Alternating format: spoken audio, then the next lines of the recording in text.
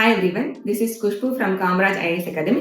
இன்னைக்கான current affairs topic வந்து ICI, அதாவது index of core industries. So ரீசெண்டாக minister of commerce and industry ஐசிஐயோட டேட்டா வெளியிட்டிருக்காங்க. அதில் என்ன சொல்லியிருக்காங்கன்னா, இந்தியாவுடைய கோர் செக்டர் அவுட்புட் வந்து அதிகமாக இருந்திருக்கு அப்படின்னு சொல்லியிருக்காங்க. ஐசிஐனா என்னன்னு பார்த்துருப்போமா? ஸோ ஐசிஐனா it is your index of core industries. அதாவது இந்தியாவுடைய 8 கோர் இண்டஸ்ட்ரீஸோடைய மந்த்லி அவுட்புட் எவ்வளோ வந்திருக்கு அது மெஷர் பண்ணுறதுக்கான ஒரு இண்டெக்ஸ் தான் ஐசிஐ அப்படின்னு சொல்லுவாங்க.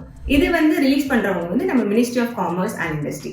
இதோட பேஸ் இயர் பார்த்தீங்கன்னா இட் இஸ் 2011 to 2012. ஸோ இந்த ஐசிஐல we have this 8 core industries. இந்த 8 கோர் இண்டஸ்ட்ரீஸ் வந்து யார் யார் அப்படின்னா, அதுக்கு we have a mnemonics which is given here. It is your press concept. இதுதான் நியூமானிக்ஸ்.